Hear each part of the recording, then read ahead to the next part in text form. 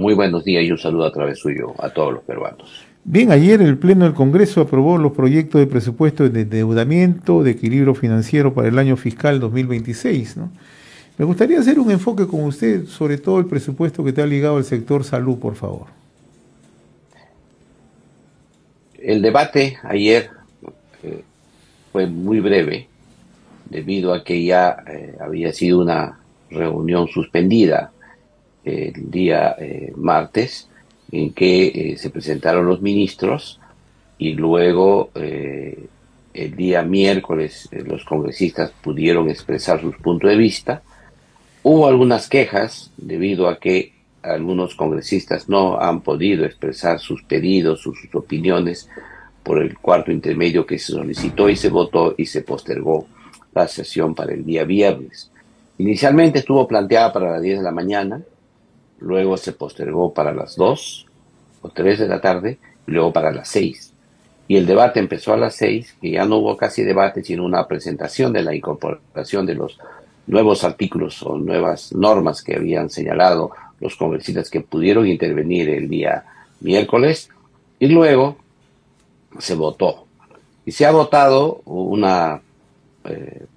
proyecto de ley que tiene un incremento presupuestal frente al presupuesto del año pasado de más o menos 5.000 millones de soles adicionales frente al presupuesto del año 2025. Aquí el tema es que también en este presupuesto se ha incrementado el servicio de deuda. Es decir, el presupuesto, se ha incrementado el presupuesto de deuda frente al año pasado, el pago de la deuda en 4.000 millones. Es decir, se incrementó el presupuesto en 5.000 millones y se ha incrementado el pago de la deuda en 4.000 millones. El otro tema es que también se ha incrementado el gasto corriente, no tanto en el gobierno nacional, ¿no?, que solamente se ha incrementado 1.000 millones, sino en los gobiernos regionales y en los gobiernos nacionales. En el caso de los gobiernos regionales se ha incrementado importante una suma, y también en los locales, en importante suma que va desde la 18.000 millones a 35.000 millones, y el del gobierno local del gobierno regional de 38.000 millones a 44.000 millones. Estos son incrementos del gasto corriente, que en general ha tenido un incremento de más o menos 15.000 millones frente al incremento del gasto corriente del año 2025. Pero aquí hay otro tema que ha bajado, que ha disminuido los gastos de capital. En este caso, el gasto de capital mayor que ha disminuido es el gasto del gobierno nacional, que ha bajado de 33 millones a 27.000 millones. En las regiones se ha mantenido, el gobierno regional de 15.000 millones se ha mantenido en sus 15.000 millones. Hay una ligera de 400 millones de soles de disminución, y en el gobierno local ha disminuido de 16.000 millones a 14.000, casi 15.000 millones de soles, es decir, casi 1.200 millones de soles. En general, todo el gasto de capital ha disminuido de 65.000 millones a 57.700 millones de soles. Esto implica que este año hay un ajuste en los procedimientos de inversión que se tiene. Entonces, este proyecto de presupuesto ha incrementado un poco el gasto corriente, sobre todo en las regiones y en los gobiernos locales, y ha disminuido el gasto de capital, y ha incrementado en 4.000 millones el gasto del pago de la deuda externa, con la deuda en general.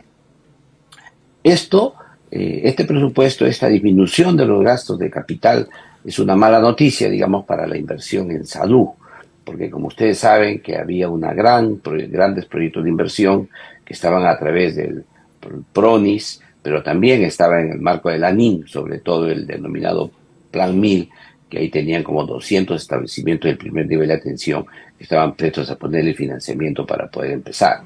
Pero también son proyectos que tienen el gobierno nacional, los grandes proyectos que se tenía para culminar obras que ya estaban en marcha, que probablemente se ralenticen las obras debido a esta disminución un tanto del proyecto de los gastos de capital. El otro tema sí, este incremento del gasto corriente ha tenido como contraparte, digamos, positiva para el sector salud, que se ha podido saldar algunos temas ligados a los recursos humanos. Y en este caso concreto se ha postergado hasta el año 2026 la posibilidad de una serie de procesos que estaban en marcha el año 2025 y que por los cambios últimos que han habido, digamos, de funcionarios y también por el tema que los demora de los trámites burocráticos que existen a través de los documentos de gestión de las diversas regiones que no se han podido concluir en 2025, se culminarán en el 2026. Aquí hablamos del nombramiento de los trabajadores que son casas administrativos, que podrán culminar al 100% su nombramiento en el año 2026 hasta diciembre. El ascenso también en dos niveles que se empezó este año, pero que también por lo mismo hay retrasos en el tema del trámite, que van a poder hacerlo hasta el 2026. También a los servidores que en su momento fueron casa asistencial, que son profesionales y trabajadores de salud, que van a poder también nombrarse. También había el segmento de los excluidos de estos nombramientos que también han sido incorporados. También hay el cambio en línea de carrera y el cambio que también han recibido algunos beneficios. En consecuencia, todas estas pautas se han dado a favor de los trabajadores. Esto es, digamos, una buena noticia porque cierra, digamos, una brecha que se tenía en este tema de los recursos humanos y que aún se mantiene, porque con esas normas que ha dado la ley de presupuesto no se van a cerrar las brechas, todavía las brechas continúan, pero este es un avance, digamos. Y otro tema que sí ha merecido una enorme discusión esta semana y las semanas anteriores, que ha sido todo un conflicto en salud, que se generó a través de la interpretación que tiene FONAFE con relación a su intervención en la aprobación de el presupuesto de salud, tanto el presupuesto general como el POI, el presupuesto operativo. Y aquí hubo todo un debate en el Consejo Directivo de Salud sobre este nivel de intervención que tiene el FONAFE, que son el Fondo de Administración de las Empresas del Estado, que maneja el Ministerio de Economía y Finanzas, que según los empresarios y los trabajadores que están en el Consejo Directivo es una intromisión dentro de la autonomía de salud, pero por otro lado el Ministerio de Economía y Finanzas y sus representantes señalaban que esa es la potestad dada por una ley de presupuesto del año 2011 que les permitía intervenir en esta aprobación, y esto ha generado enorme debate. Inclusive ha habido una discusión en la aprobación del presupuesto de salud, pero aquí se ha dado una norma que no es una norma que solucione por completo el tema, pero por lo menos ha dado una posibilidad para que tenga autonomía de salud de aprobar con aprobación de su Consejo Directivo del presupuesto de salud y también el presupuesto del plan operativo que tiene para su gestión. Y esto es relevante porque el salud estaba quedando sin presupuesto para el año 2026, se había entrampado en un debate, había una sesión que había sido cuestionada, votos cuestionados para esto, y además un enorme reclamo por parte de los gremios y los tanto empresariales como los sindicatos de salud. Y en este caso creo que esta ley da una solución, no definitiva, pero por lo menos se alcanza una respuesta para aprobar este presupuesto.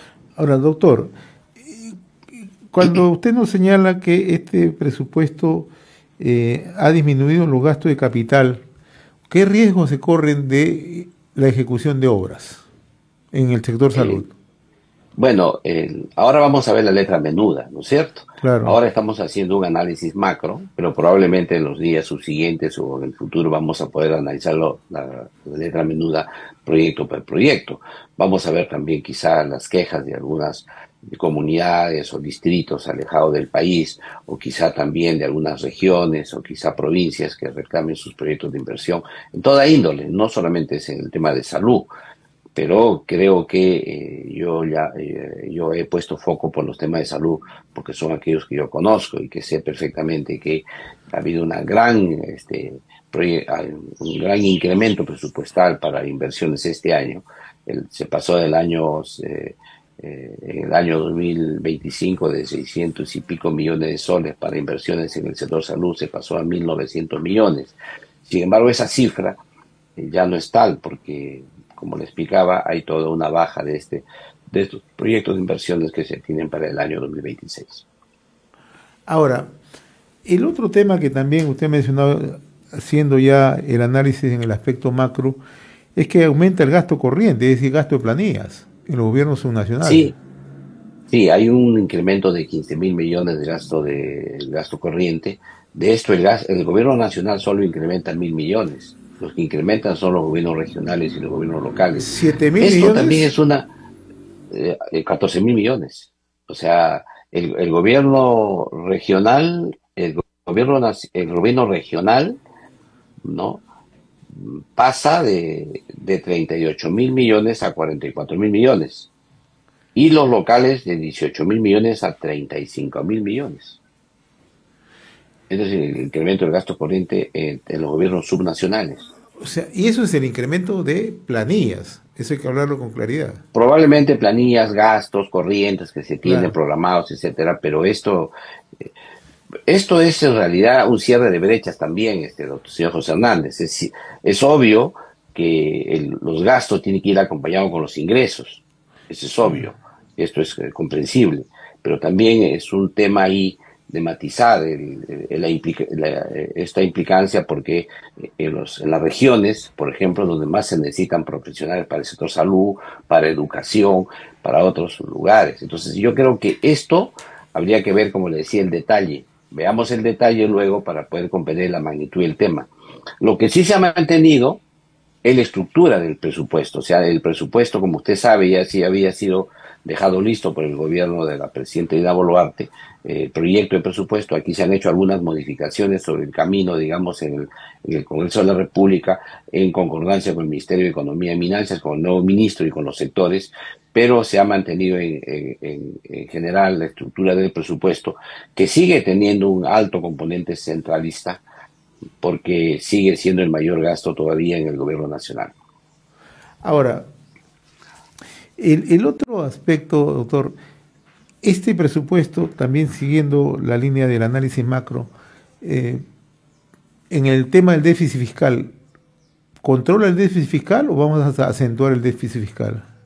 Yo creo que este es un presupuesto austero. O sea, hay restricción precisamente en el tema de las inversiones. O sea, se ha controlado el gasto fiscal a través de no gastar más en inversiones. Porque hemos visto que se incrementó el pago de deuda en 4.000 millones y se está incrementando también el gasto corriente. ¿Qué disminuye? Es el gasto de capital. Entonces, la idea era, y es evidentemente, que se mantenga que no hay un déficit fiscal, sino tal como señala el equilibrio, la ley de equilibrio presupuestal. Por eso que se ha ajustado en el tema del tema de los gastos de capital. ¿Y qué le parece el presupuesto en líneas generales?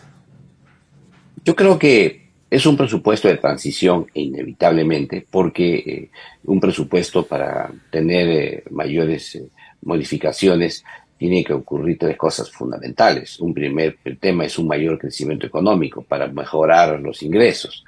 El segundo aspecto, que tiene que haber una reestructuración del sistema nacional y con los gobiernos subnacionales, tiene que haber una reestructuración de la forma en que se hace el presupuesto.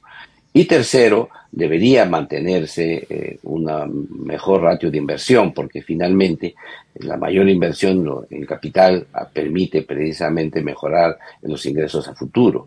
Aquí estamos haciendo un poco al revés, estamos disminuyendo la inversión de capital estamos incrementando el gasto corriente y estamos incrementando el gasto de deuda. Entonces yo creo que esto va a tener que revertirse en el futuro. Aquí lo que se ha hecho es ajustar para no sobrepasar la política fiscal, de que no gastar más dinero de lo que se tiene en los rangos establecidos en la ley macroeconómico, entonces de estabilidad. Sin embargo, yo creo que esto va a tener que ir mejorándose en la medida que mejoremos los ingresos a futuro. Y esto tiene que ser ya no visto en el momento, en este año, sino visto ya como una política de a 4 o 5 años, quizá que ya sea para el próximo gobierno. Muy bien, doctor Heber Cuba, yo le agradezco como siempre la amabilidad que he tenido con la semana en RCR, Red de Comunicación Regional. Muy amable de su parte. Muy agradecido, saludo más a todos los peruanos.